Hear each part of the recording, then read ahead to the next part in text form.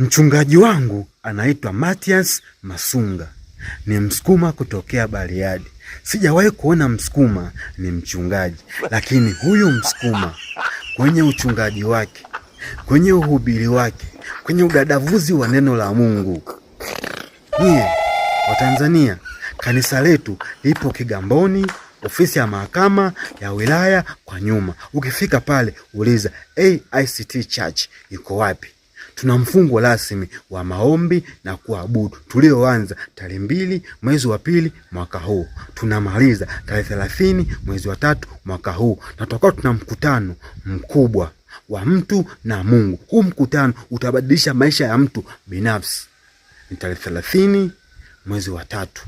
Kanisa letu lina kwaya hizo, kwaya 3. Kwaya ya kwanza inajua kusifu.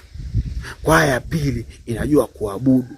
Kwaya ya 3, yani kwaya 3 zinajua kuimba.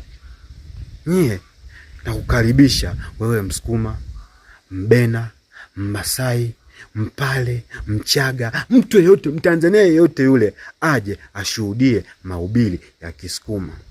Tarehe 30 mwezi wa 3 Kigamboni, ofisi za wilaya kwa nyuma.